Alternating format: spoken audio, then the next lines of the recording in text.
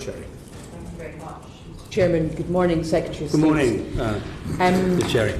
Back in December, when you gave us evidence, we had heard a few days previously from Michel Barnier, the European Commissioner's Brexit negotiator. It had been reported in the papers that he said once Article 50 is triggered, Britain would have just 18 months to negotiate its exit from the EU in order to give the EU institutions enough time to ratify the agreement.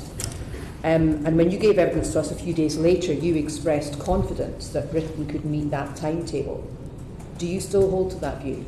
No, I mean, I said meet the timetable of the 2 years. And Michel, remember, I can't remember whether I elaborated it at the time, but Michel, in his initial approach to this, I think as I said to you before, had the idea that we'd have a sort of long transition arrangement on the trade side of the deal and the other ongoing relationships afterwards. And I think the Commission has not repeated that line since. I didn't expect them to retreat on it, but to repeat it.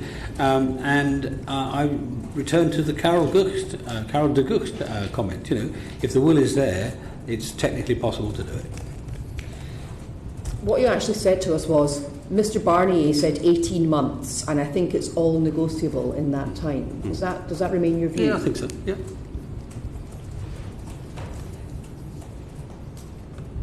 Last July, on the 15th of July last year, the Daily Telegraph reported that Theresa May, the Prime Minister, had said that she would not trigger the formal process for leaving the EU until there was a UK approach backed by Scotland. Have you reached a UK approach backed by Scotland? What we said in terms of the Scottish Government was that we will do what we can to meet not what we can, we will do everything to ensure that the Scottish people get a good deal, not the Scottish National Party get a good deal, the Scottish people get a good deal. And the same for the Welsh people and Northern Irish people, and indeed English people, the people of England. And that's what we intend. Now, we have had discussions with, in JMC, over a variety of things with the Scottish Government representative. There have been areas of agreement. The most obvious one is something like issues like the protection of employment rights, and in areas relating to justice and home affairs.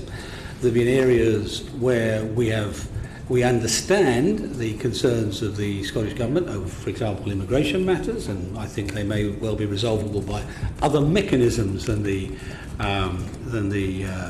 Scottish Government thinks, but we understand that.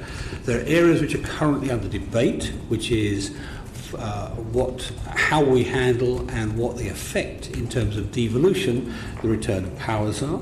And that's due to be debated, I think, at the next JMCEN.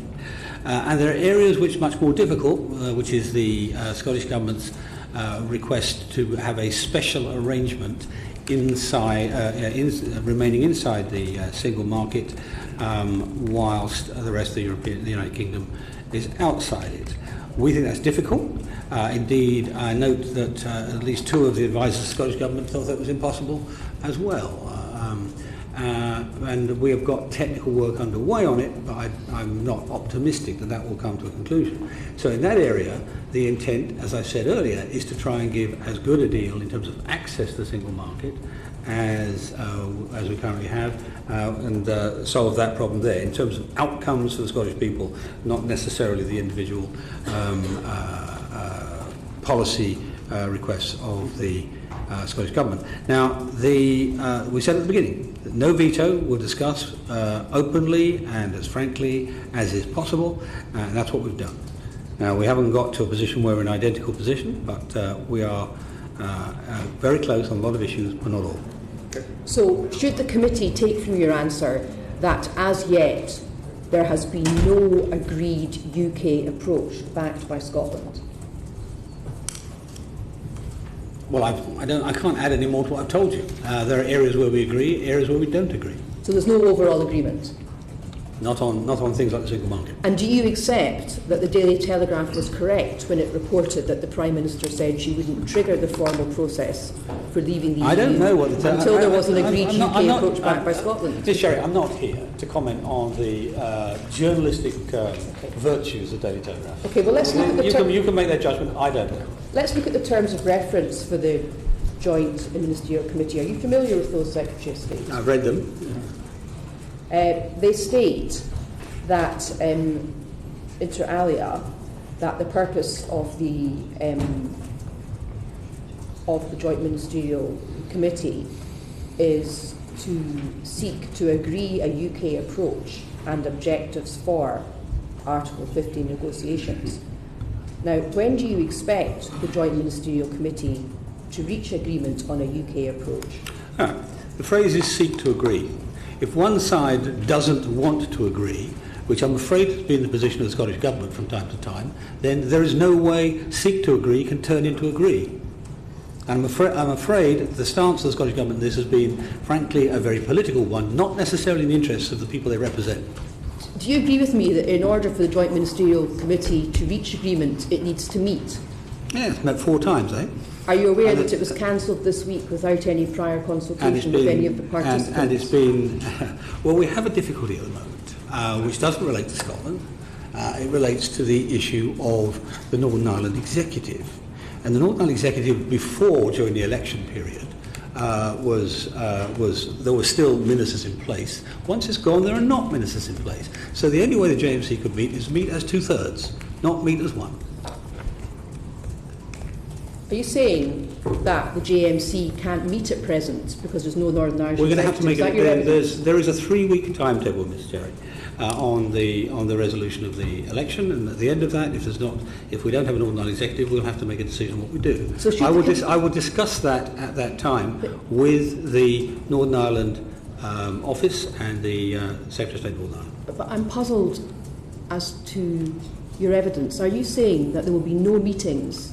No further meetings with the Scottish Government and the Welsh administration until such times as a Northern Irish administration has been formed. Is that your evidence? I have met... No, it's not. Again... I'm just trying to understand you, Secretary of State. I'm going to give you the answer if you just stop trying to put words into my mouth. I've had a meeting with Mr Mike Russell 3 weeks ago, since the last JMCN. I've had a meeting with the First Minister of Wales, I think last week. So no, there's not no discussion with them. There are also the territorial ministers who attend and are part of that committee. I think have constant meetings too. So no, the answer is the answer to your question. The Prime Minister has made it clear that she wants to trigger Article 50 before the end of the month. Mm-hmm. When will the next meeting of the Joint Ministerial Committee be held? As soon as we can, once we have a resolution on Northern Ireland. Will one be held before the end of March? It may not be, but that does not mean we won't have any further discussions with the relevant governments. So there may not be any further meetings of the Joint Ministerial Committee before Article 50 is triggered. Is that the position? It may not be. It may not be. But I don't know at this stage. Will the devolved governments be given any notice of the triggering of Article 50?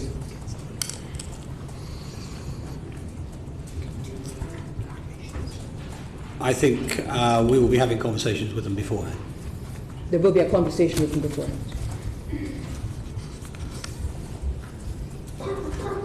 Both the Scottish Government and the Welsh administration have produced detailed white papers about which this committee has heard detailed evidence.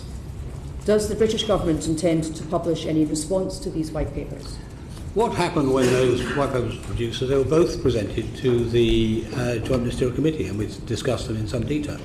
And the position of the British Government on each component of the issues is very plain to each government, and indeed the whole JMC. So that's where I took my comments to you about areas where we agree, whether it's justice and home affairs or employment legislation, areas where we are still in discussion, which is over the question of how the devolution mechanism works. I mean, essentially the stance of the Scottish Government is that everything that's in the European Union remit goes down to the Scottish Government's control, not the position, incidentally, of the report done for the Scottish Parliament on this, which said that that was plainly untrue. And in the area of the single market, we're still working. We've still got technical work to do on this. But I have to say that the negotiability of such a thing, even if it were proved practical, which I don't think it will be, is moot, to say the least. All those points have been made to Mike Russell in the committee and in bilateral meetings between him and me.